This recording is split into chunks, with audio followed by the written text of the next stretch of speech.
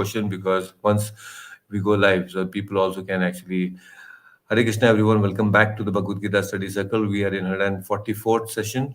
So, very interesting. All of you are here. So, Dave, you had a question. Can you please repeat that question?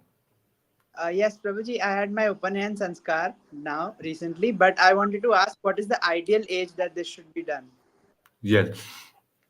Actually, the as per scripture, the ideal age is 7 because there are 16 samskaras in the life, in human life. 16 samskaras, Shodasho samskaras, beginning from Garbhadana samskara.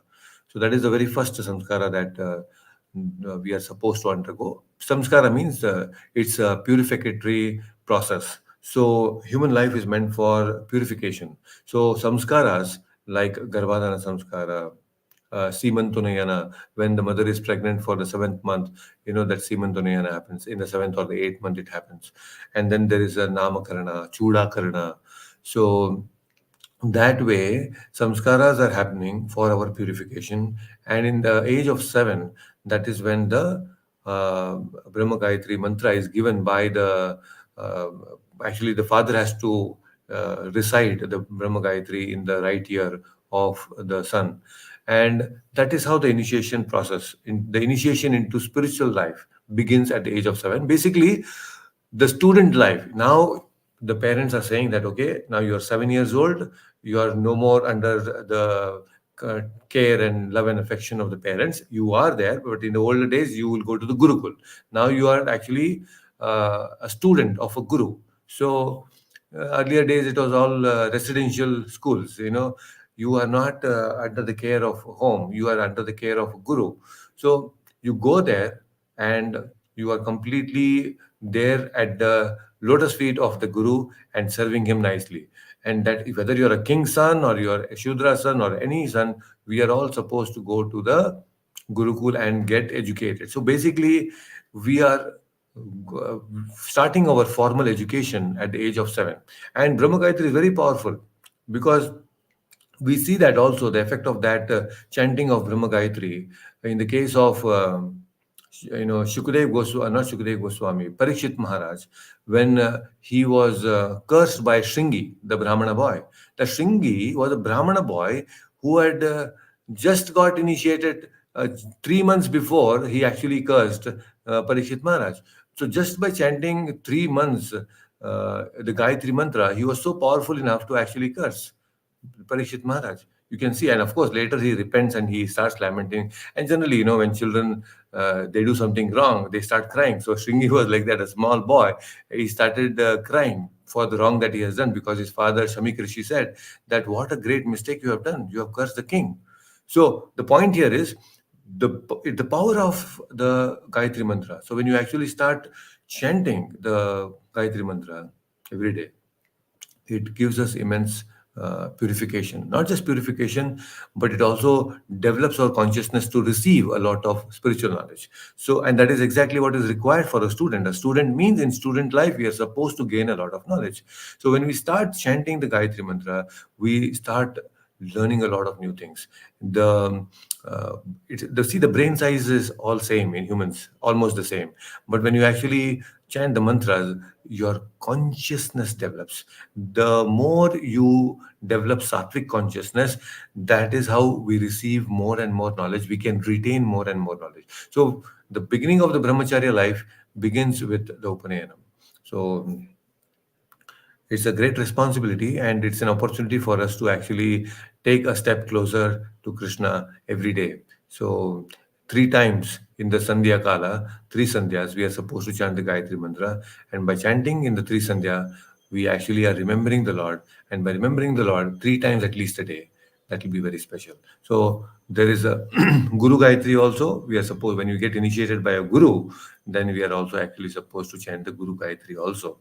After Diksha, we are supposed, when the second initiation happens in ISKCON, we are given the Guru Gayatri, the Gaur Gayatri, and the Krishna Gayatri, the Brahma Gayatri.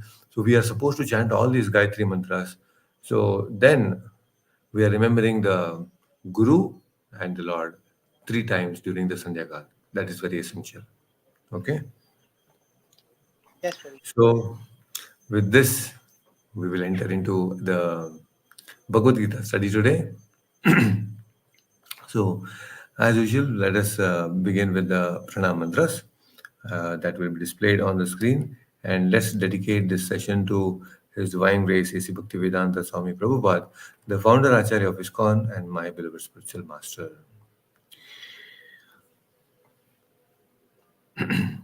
नमो ॐ विष्णुपादाय कृष्णप्रेष्ठाय भूतले श्रीमते भक्तिवेदान्त स्वामिन्निति नामिने नमस्ते सारस्वते देवे गौरवाणी प्रचारिणे निर्विशेषा शून्यवादी पाश्चात्यदेशतारिणे जय श्री कृष्ण चैतन्य प्रभु नित्यानंद श्री अद्वैत गदाधर श्रीवासादि गौर भक्त वृंदा हरे Krishna Krishna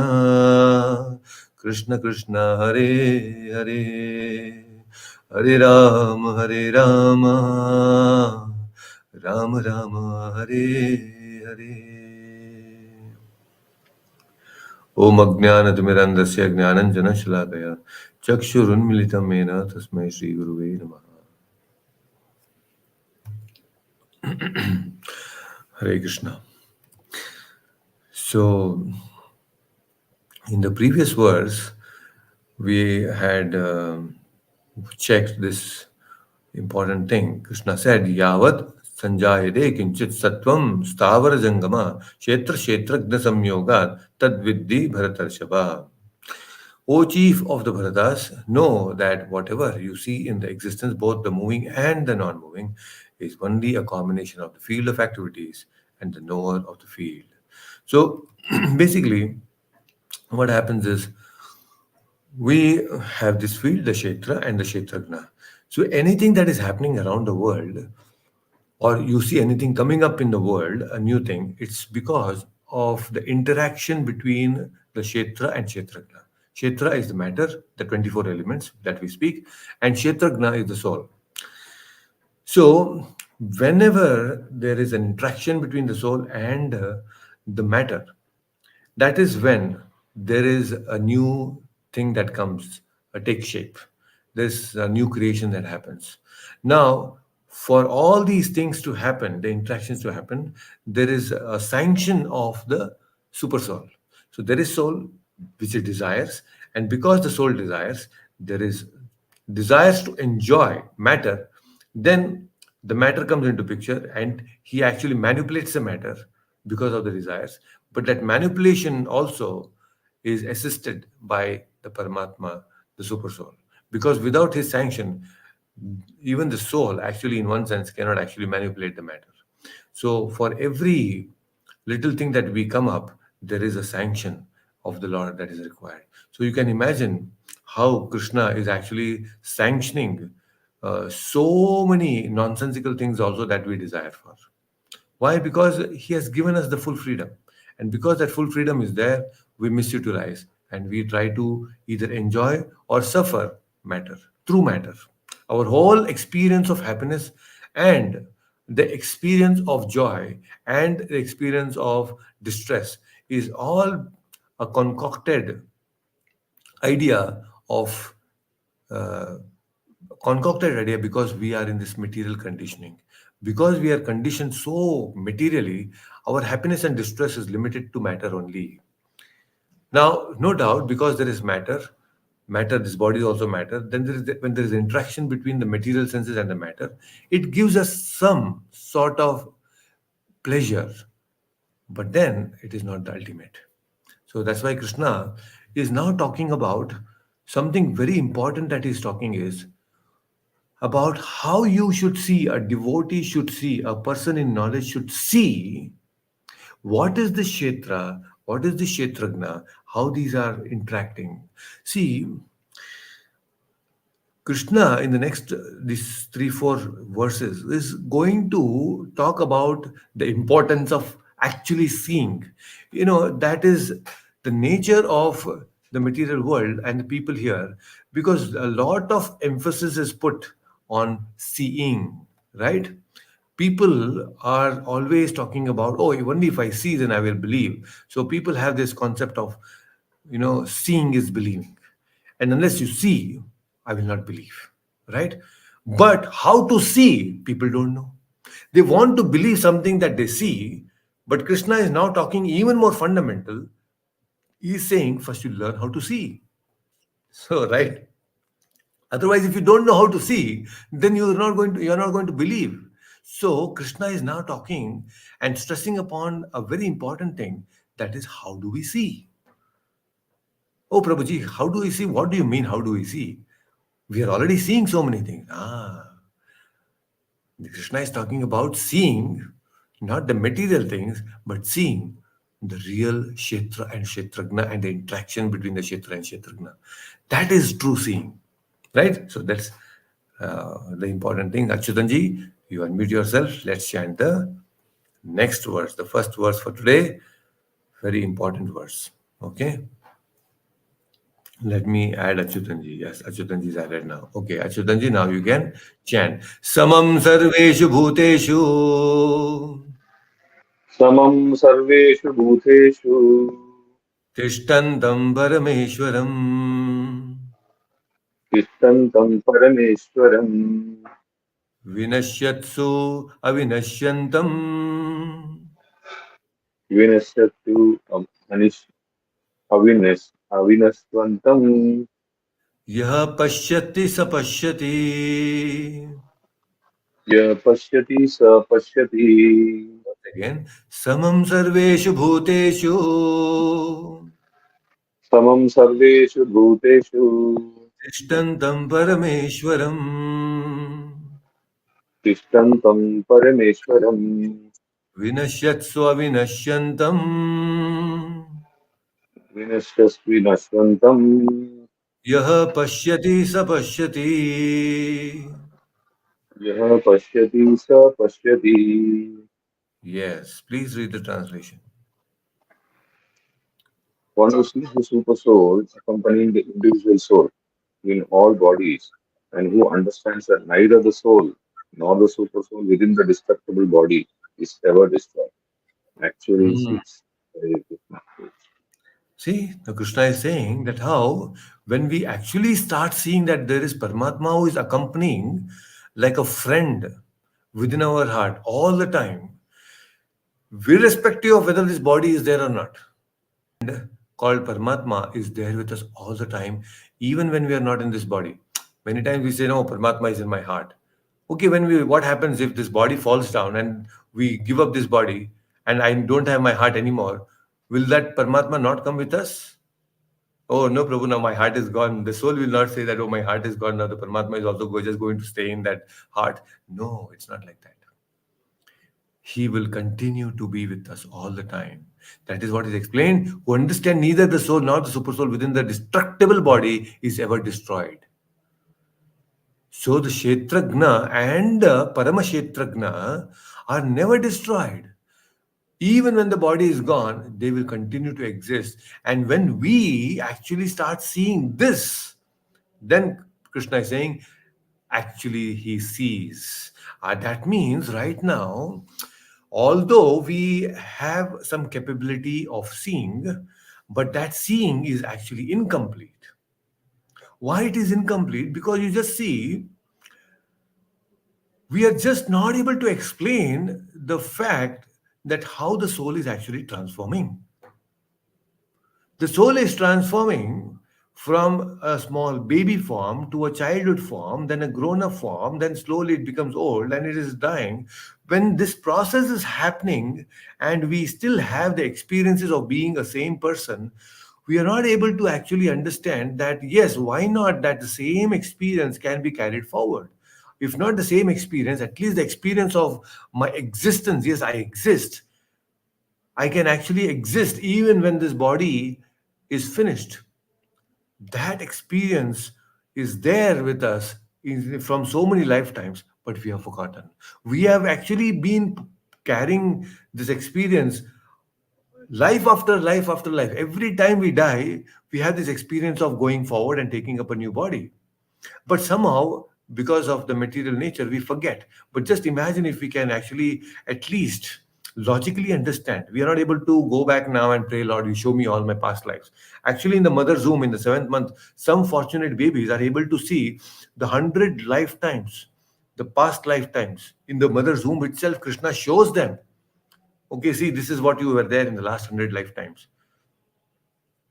So, why we need to understand this is because when we know that yes, we were existing and our forms are constantly changing, but there is something that is constant, that is, my friend is with me all the time, and I am there all the time existing. So, this one person is constantly following with me from time immemorial.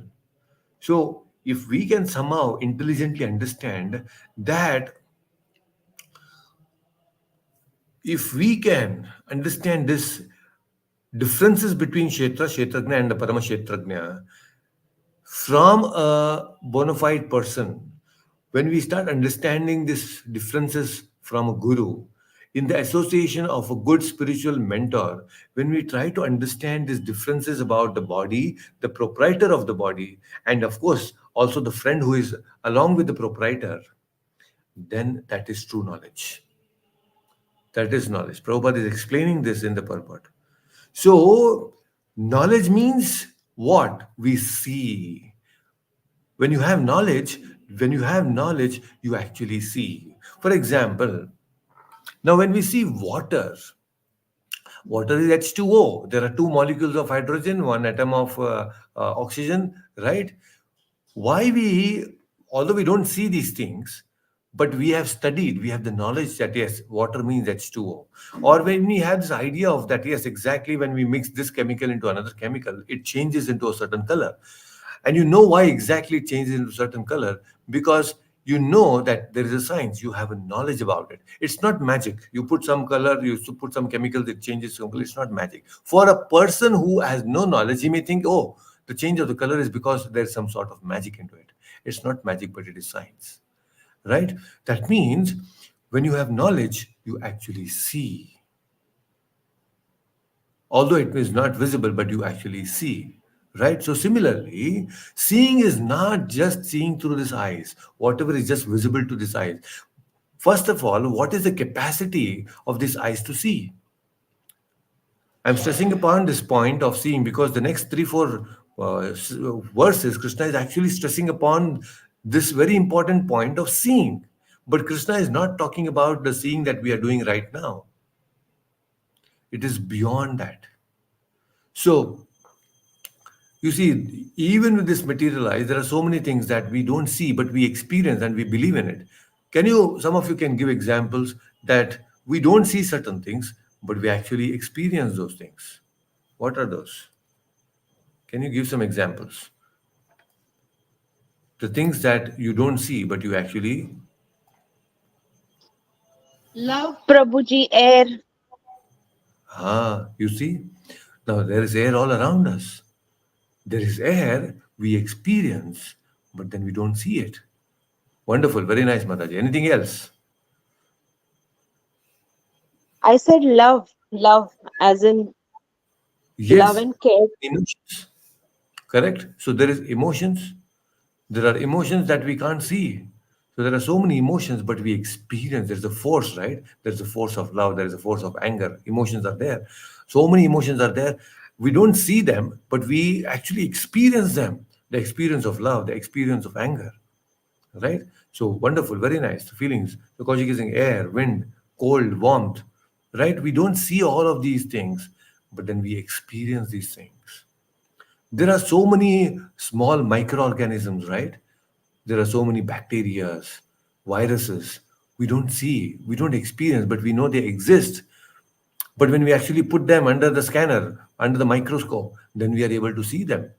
We see them in a very big way. Otherwise, they are actually not seen through the naked eye.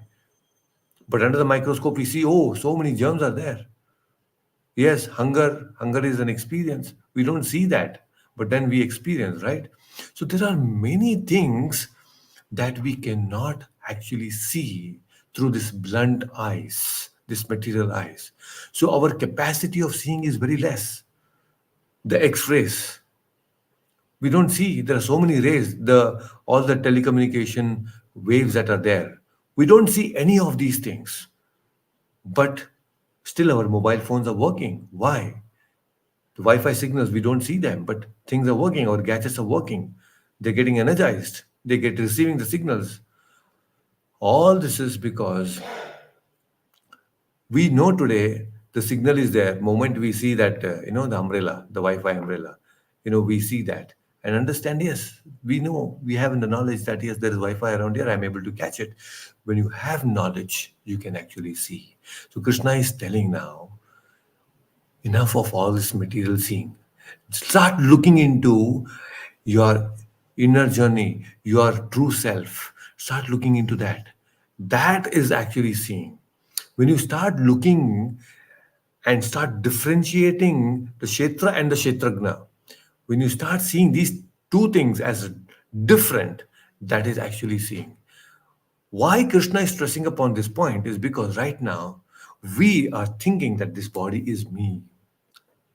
But when we actually differentiate the Kshetra and the Kshetragna separately, then there is a whole gamut of things that will open up to you. Because when you actually differentiate yourself from the Kshetra, then there is a lot of new things that will come to you. That means a lot of spiritual, wonderful things. Whatever we see in this material world is very limited. But when you actually differentiate yourself from matter, there is a whole lot of things that is spiritual in nature that you start seeing. That means you are actually expanding your capacity of seeing. Even with the same material blunt eyes, you can see many wonderful things because spiritual life is beyond matter. And beyond matter means you can actually see past, present, and future. That is how the three Kal Jnanis are there. Why they are able to see all the past, present, and future? Because they are not limited. They are not limited by matter. They are able to see our past, present, and future. It's because they are not in the bodily concept. So your seeing enhances when you actually have knowledge. And knowledge means begins by distinguishing yourself from the Kshetra, the body. Hope you're getting the point. So that means, as devotees, we should be able to, or at least we should train ourselves to see beyond matter. It's a training. It's a training. Not that, no, today we talk about it and tomorrow we will start seeing things like that. No. But anytime when you are experiencing love, experiencing anger, when you are seeing all these things, when we are talking about these things, you should know that, oh, yes, I should go beyond these things now. I should go beyond and start seeing things. That's why Bhagavad Gita is doing something very wonderful to us and our consciousness. What is that? It actually changes the perceptions that we have about reality. Giving the knowledge that how you are not this body, Kshetra, you are Kshetragna. And please understand this true self and start seeing things more better. Right? So now Krishna is saying here that you please understand you are not the Kshetra, but you should disassociate with matter, because when you disassociate with matter, that is when we will all have a chance to see our close friend, that Paramatma who is sitting within our heart. We are supposed to associate with him, but unfortunately we are associating with matter, which is dead. So, and dead things actually cannot give us happiness. Happiness comes from somebody who is living. So that's why the Kshetragna, that is we, are supposed to associate with the super, that is Paramashetragna, for our happiness. But what's happening is we are associating with the Kshetra, matter. And that's why the root cause of our unhappiness is this, our association with matter. So don't ask me anytime, Prabhu, why am I so unhappy? It's very clear. The very simple answer is we are somewhere attached to the 24 elements. Somewhere we are attached to this material conception of life, and that's why we're unhappy. It's so simple. If you analyze many times when people go into distress and they're, why this is happening to me? Why only me? I know I have the biggest problem in my life. The whole world, nobody in the world is experiencing problems like me. People make this kind of statements. Why God is giving me only me. They say only me. Even in that problems also, they are so self-centric. They think that their problems are the biggest problems in life, and nobody else is actually experiencing. That is also mental conception, right? So these are all because somewhere they are attached to the body. They are not able to differentiate themselves from the body. That's the root cause. So next time anybody comes and tells you anything like that, oh, I'm undergoing this problem, I am the only one who is going so much big problem in my life, why this is happening to me, you tell them that because you are bodily attached. You're attached to the material concept of life. You are attached to the 24 elements. And the moment you say that you are attached to the 24 elements, they'll start scratching their heads. What? they, Probably that will trigger a next question. What are these 24 elements? Please explain. And then you can actually tell them, okay, come, I'll explain to you what are these 24 elements. Because that is what is actually giving them problem. So anyway, this is how spiritual life begins. And actually, there is so much more to know about Kshetra and the Kshetragna, right? Let's, Dave, unmute yourself. Let's chant the next verse.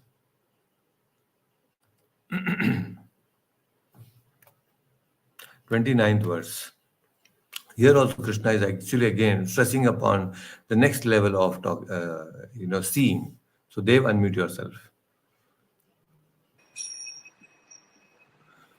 Samam pashyan hi sarvatra समं पश्यन् हि सर्वत्र samavasthitam ishwaram समवस्थितमीश्वरम् nahi nastya atmanatmanam न हीनश्च आत्मनात्मानं tato yati param gatim.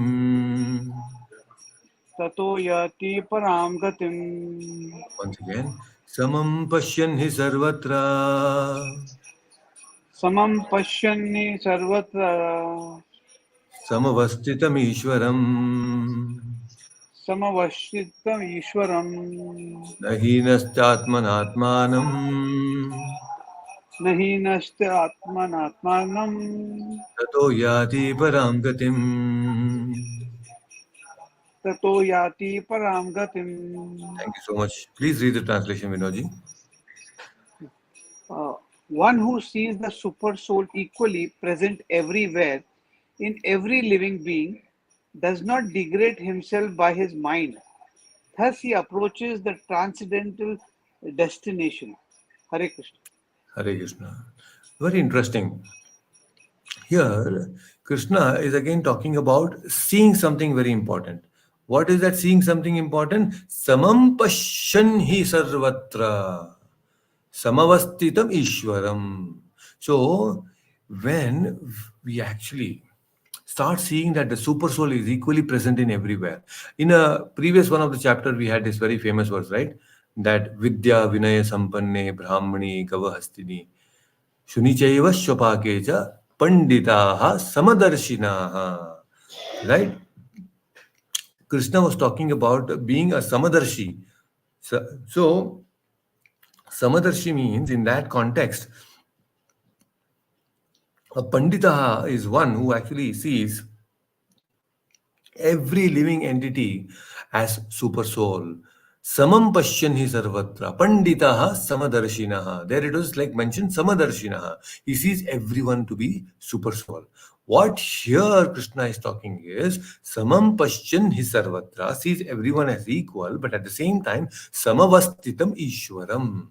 That it's not just that you are seeing everyone as the as the soul, but you also see that samavastitam ishwaram, that ishwara, that Paramatma is present in everyone's heart.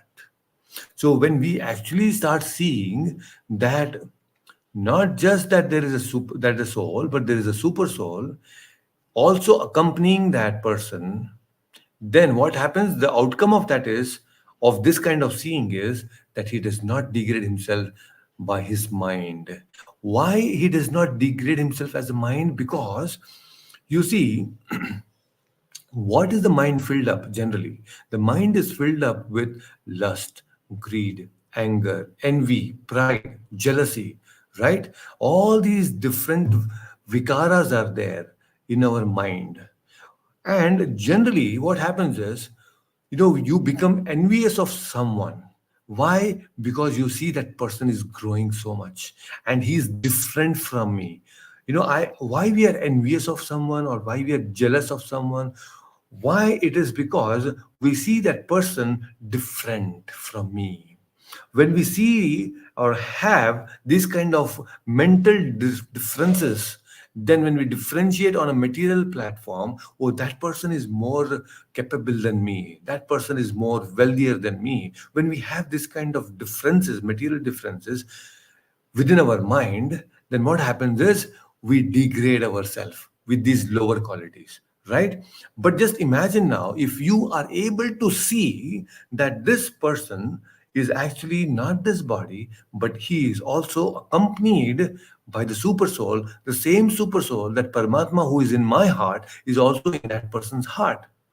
And because there is Paramatma within my heart who actually inspires me to do the right things, that same Paramatma also, somewhere at some point of time, is also inspiring that person to do and take the right decisions and help him to do the right things. So when the same Paramatma is there in his heart, why should I actually be envious of that person?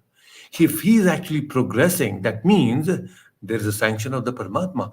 Just having this or understanding this theoretically, that the Paramatma who is actually, whom I love so much, is within my heart and inspiring me, is also within his heart, is a common binding, the bonding factor between us. Please understand. When you even theoretically accept person who is common to all of us, that becomes a very strong element of bonding between all living entities. And that is how Uttama Adhikari, a pure devotee, actually is able to connect with everyone, even every living entity, whether they are in the human form or not in human form. They are able to connect with trees and plants and animals and all these different living entities. It's because they're able to see the Paramatma within everyone's heart. If you see, there is a picture of, if you open the Bhagavad Gita, in the Bhagavad Gita, there is one image that, there are so many different living entities, and the Paramatma, the super soul, is shown in everyone's heart. There is a dog, there is a cat, there is a tiger, there is a lion, and there is an image. If you open the Bhagavad Gita, there is one nice painting. In that painting, it is shown that how the Paramatma is glowing in everyone's heart. So this exactly is the verse now. This verse is exactly depicting that picture of how the Paramatma is present everywhere. And if we are able to see that Paramatma within everyone's heart, then that becomes a very common bonding factor between us. And when you have that common bonding factor, you will not be jealous, you will not be envious, right? See, when someone in our own family grows, you become proud, right? When there is someone who is achieving more than us, you in the family, you are able to appreciate that and at the same time accept it in a very joyful way. Why? Because you have a feeling of love. You have something in common. Oh, yes, we are a family. That's a common thing, right? So when you have that idea that the Lord is actually our common Father, and through that you are able to see everyone, then you'll not be envious of anyone. In fact, the other person's progress is actually making you more joyful. That is expanded consciousness. That's why when you see beyond this matter, when you start seeing that Krishna is present everywhere, automatically these lower natures which are there in our mind, we will not degrade us because we are seeing Krishna everywhere. That's exactly what Krishna is saying here. Does not degrade himself by his mind. So, thus he approaches the transcendental destination. What is actually stopping us from actually achieving the transcendental destination is this lust, greed, anger, envy, pride, jealousy, and all these things. All these vikaras which are there within our mind is actually stopping us, right? They're binding us. So now Krishna is saying, now you see the Paramatma in everyone's heart. Because moment you start seeing, then you will not lust over somebody, you will not actually envy someone, you have no other you will not become angry at someone else, because you know that there's Paramatma in everyone. It's difficult, but it is possible. It is difficult to see things like this. Theoretically speaking, yes, it's very easy to talk about this. But in actual some tough situations, when we are actually interacting with people in some heated arguments and all, we forget Paramatma. We forget about Paramatma in others' heart. We forget Paramatma within our own heart also, right? And we think that I am the master now. When we become angry, we forget the Paramatma within our heart also. So it is a challenge. That's why it is required to train our mind to see and change our seeing capabilities through the knowledge of the Bhagavad Gita. Getting the point? How important it is? You are seeing the connection, how the degradation of mind and seeing Paramatma in another heart are connected now. See, we can actually avoid the pitfalls. We can actually avoid the pitfalls. What basically Krishna is saying is, I am there everywhere. Please start seeing me everywhere. Because if you are able to see me everywhere, 100% of our problem is solved. Actually, in one sense, we are liberated. Because if you are seeing Krishna everywhere, then where's the question of problem? Because you will start seeing Krishna even in our problems. That is a special thing. That's what Kunti Maharani said. Kunti Maharani was seeing Krishna in problems. And when you have Krishna, there is no problem. Just see how it is. We get so bogged down by problem and people get depressed. But if you see Krishna in that problem also, then there's no more problem. The problem vanishes. That is a secret. That is a secret. And that's why Bhagavad Gita is so wonderful. So, seeing Paramatma means you're avoiding the pitfalls. Let's chant the next verse. Kaushik, you can unmute yourself. Let's chant the next verse, that is 30th verse. Yes, Prabhuji. प्रकृतैव च कर्माणि प्रकृत्यैव च कर्माणि क्रियमाणानि सर्वशः क्रियमाणानि सर्वशः पश्यति तथात्मानम् यः पश्यति तदात्मानम् अकर्तारं स पश्यति. अकर्तारं स पश्यति. Let's do that once again. प्रकृतैव च कर्माणि प्रकृत्यैव च कर्माणि क्रियमाणानि सर्वशः क्रियमाणानि सर्वशः यः पश्यति तथात्मानम् यः पश्यति तात्मानम् अकर्तारं स पश्यति. अकर्तारं स पश्यति. Yes, please read the translation. Yes. One who can see that all activities are performed by the body, which is created of material nature, and sees that the self does nothing, actually sees. See, Hare Krishna. again, Krishna, thank you so much. Krishna is again stressing upon this point of seeing. But who actually sees? One who sees, or who can see all activities are performed by the body, which is created by material nature, and sees that the self does that thing. So now Krishna is involving the Prakriti here. So what happens is there is an interface. What is the interface? Now earlier I told you that there is the Kshetra and there is a Kshetragna. The Kshetragna has a desire to enjoy these 24 elements, right? And because he has the desire, and that is how he is being given the different types of bodies. He is given different types of bodies to enjoy or suffer accordingly. So each of these bodies that you have got, we all have got a certain height, a certain color, a certain outlook that we have about the world. All these different things that we have got is because of our past association and past desires. Our past association with matter and our past desires actually define our present body. that we have got.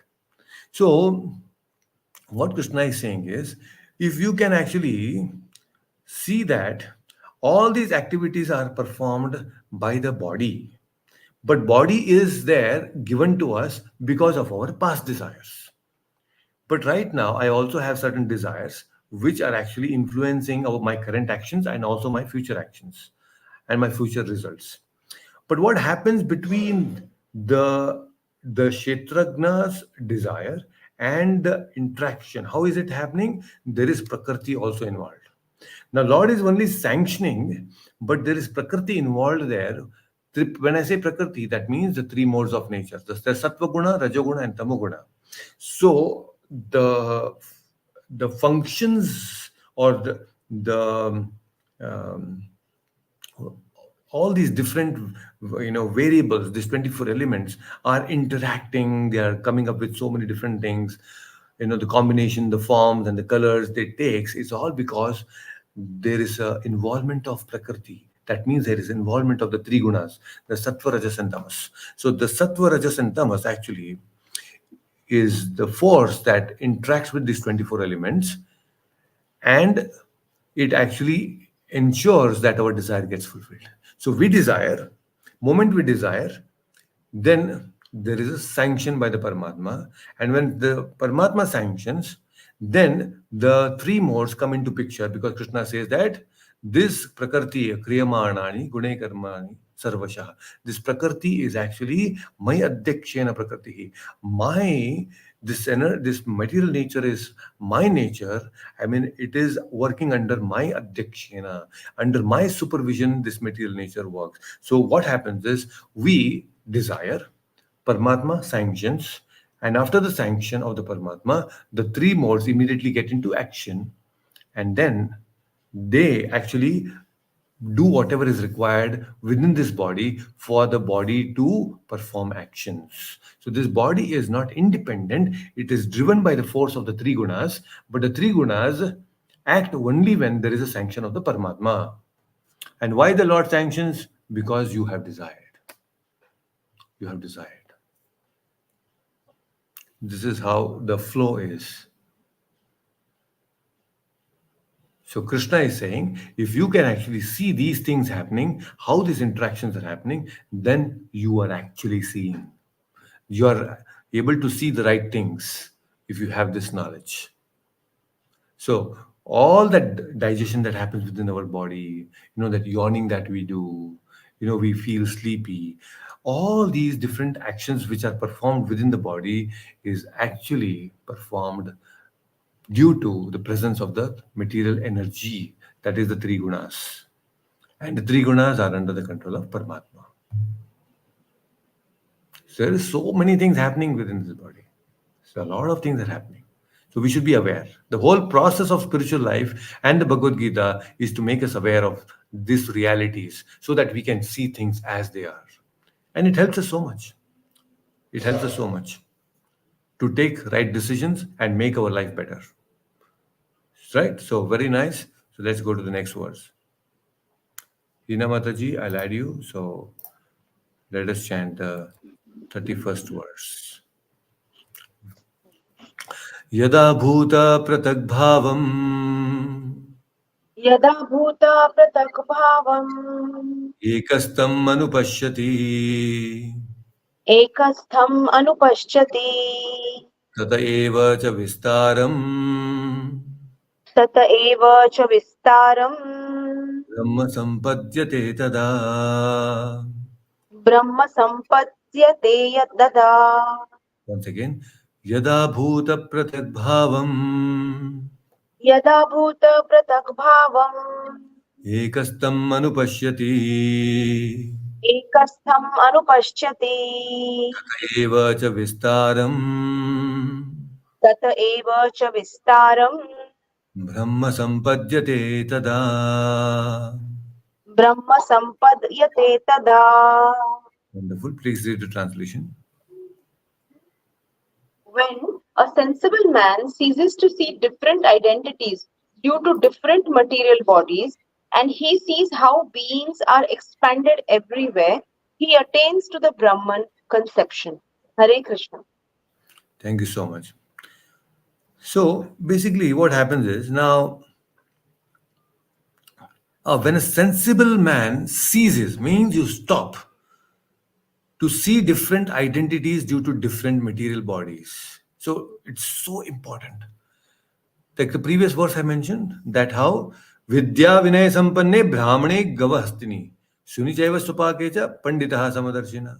So what it means basically is a Pandita is not seeing different identities based on the body. Oh, he's a dog, he's a cat, he's a human, he's a giraffe, he's a monkey, he's a fish. You know, there is no such concept of different identities based on the material body. Please understand this. Even a small ant is having a soul and has the identity just like us. So, anytime when we see all these different living entities, the same soul which is there in us is also in them also. The same soul in the sense, just like we have our soul, there is a soul there also.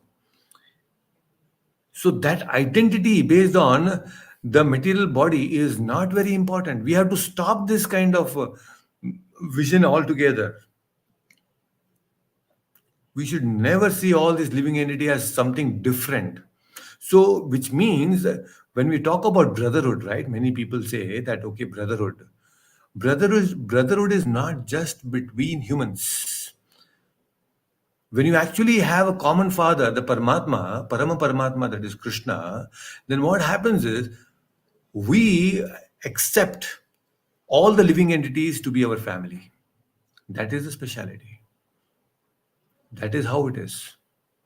So we should know and understand that there is variety in this material world, but that variety, beyond that variety, there is a soul which is so constant, very much constant, right? We should know that all these different bodies are given to that soul is only because of their past desires. That is how a Pandita sees. That's how a devotee sees. We'll never differentiate. Okay, he's enjoying as a dog, he's enjoying as a cat.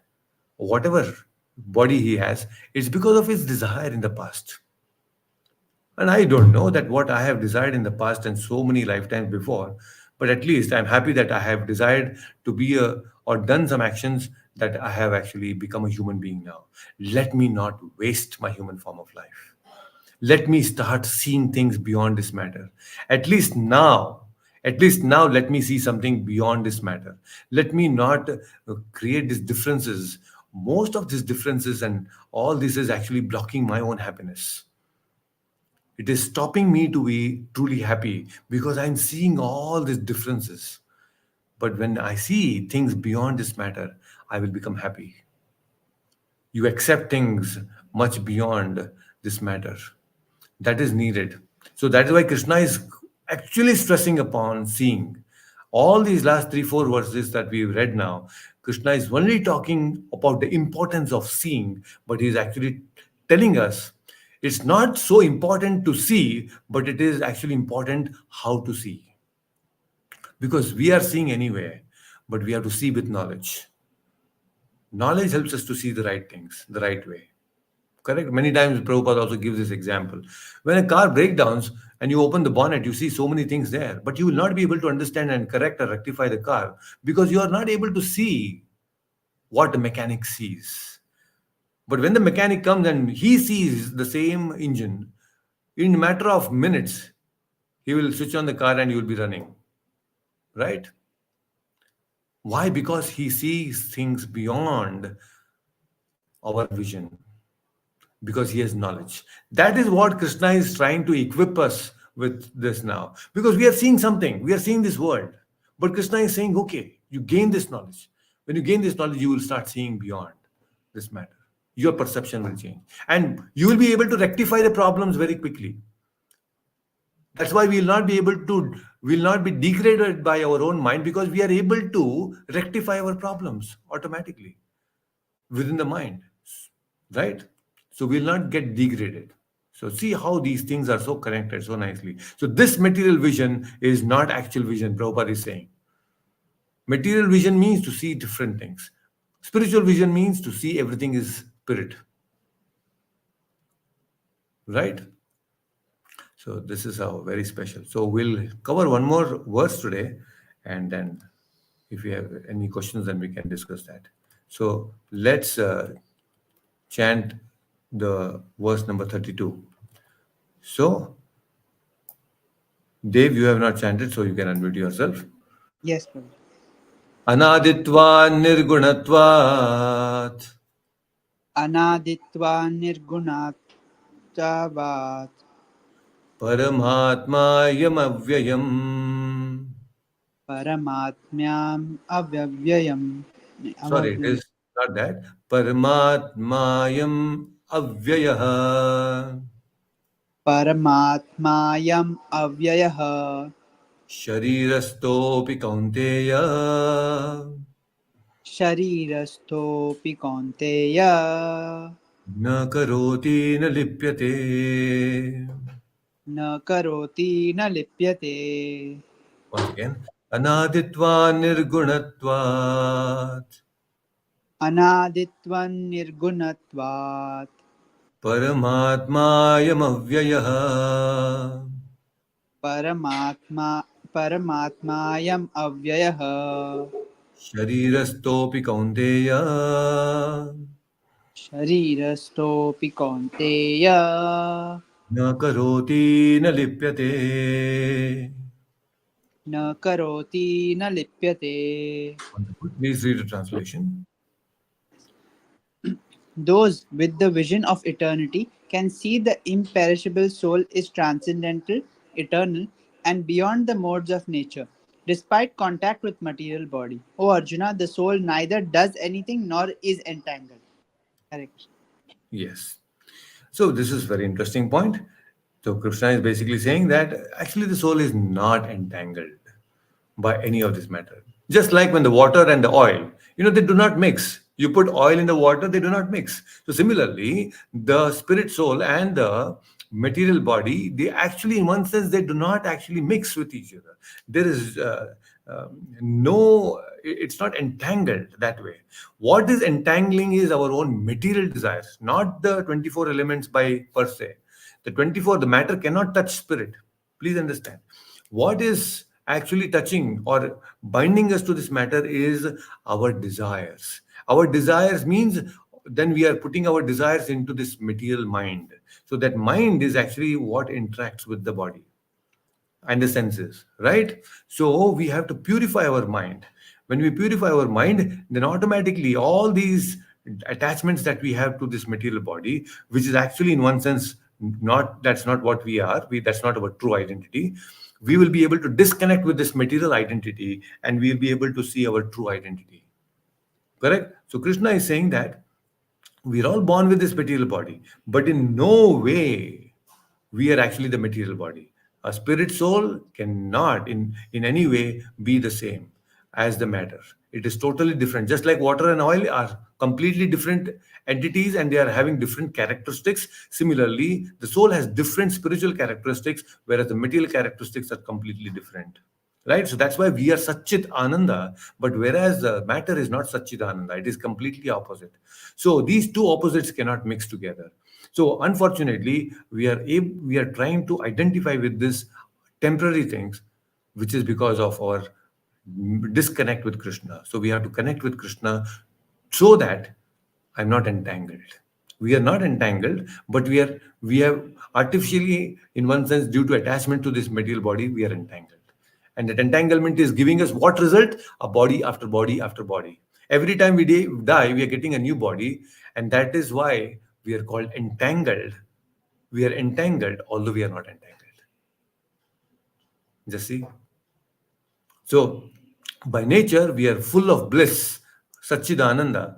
But what to do? Our material activities are binding us. Prabhupada says, therefore, the activities performed due to his contact with material bodies do not entangle him. Why? Because we have to engage ourselves in spiritual activities. We have to engage in doing devotional activities so that we become free from this entanglement. So, Pashyati, again, it's again Krishna is stressing upon. If you see things like this, if you're able to see things like this, then your vision is perfect.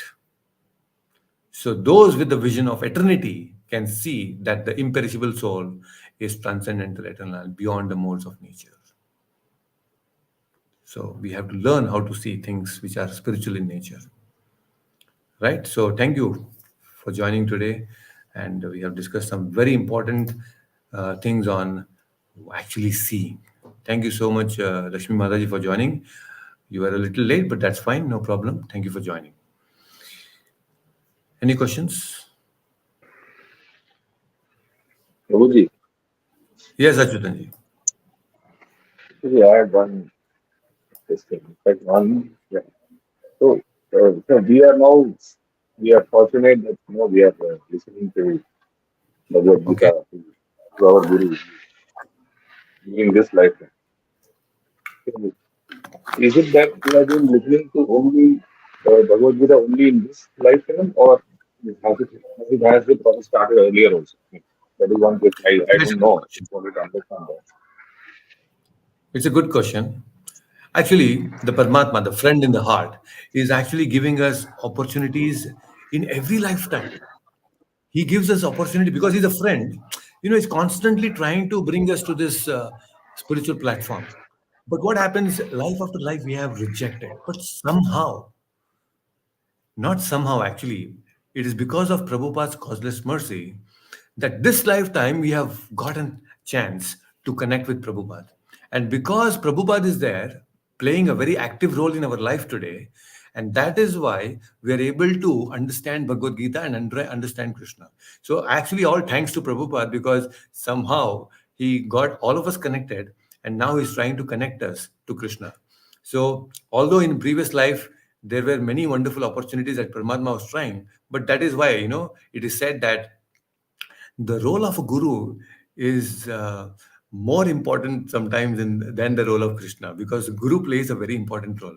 And actually, Krishna also accepts us only when we get connected to Guru. So that is how we are fortunate to actually come in contact with Prabhupada. And because of Prabhupada, we are now able to, take these baby steps in spiritual life and move forward towards them. So we should be more indebted to Prabhupada actually. So he has created such a wonderful movement called ISKCON, and thousands of people are getting connected to Krishna. So this is very essential. Actually, thanks to him.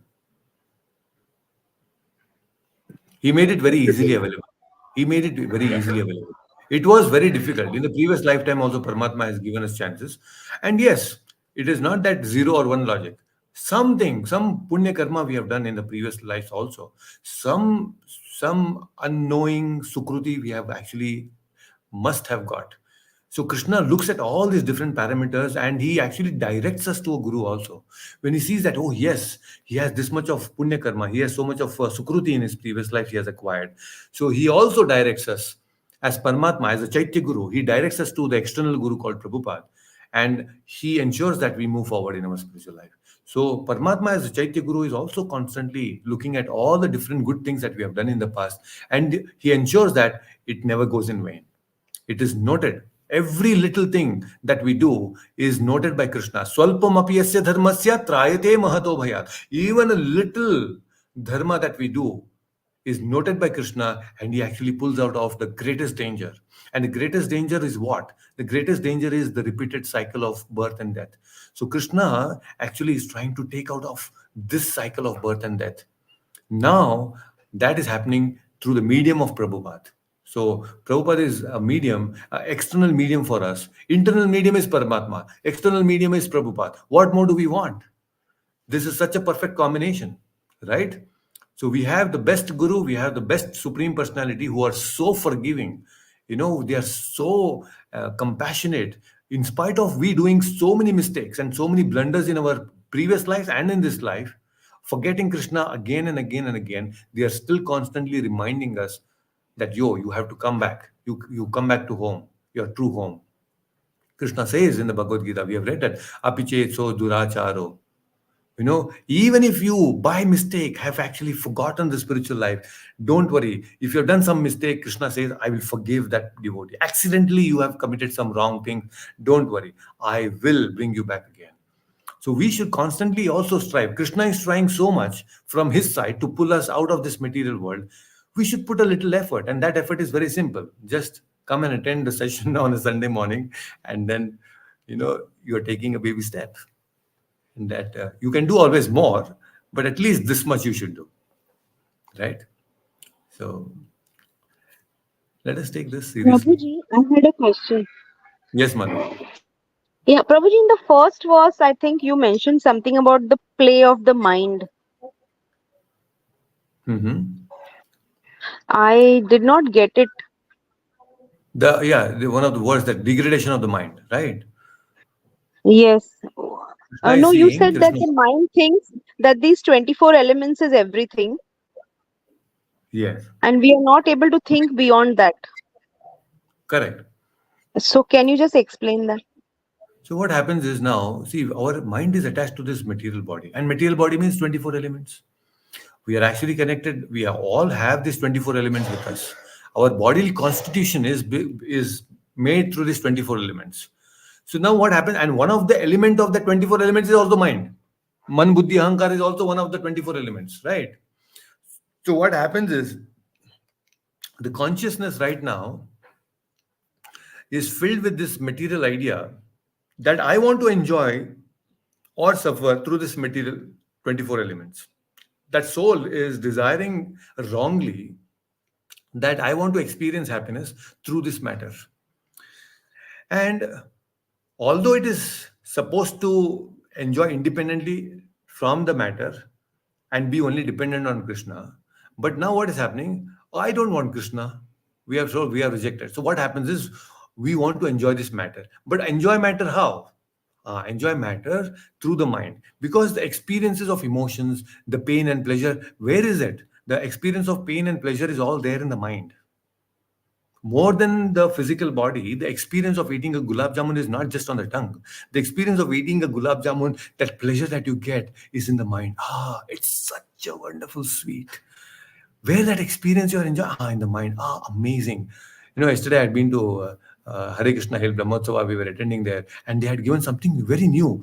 I ate chocolate jalebi yesterday. Imagine a jalebi dipped in chocolate. That's the first time that I ate yesterday. And it was so nice. It was so nice. Where is that niceness coming in? It's in my mind.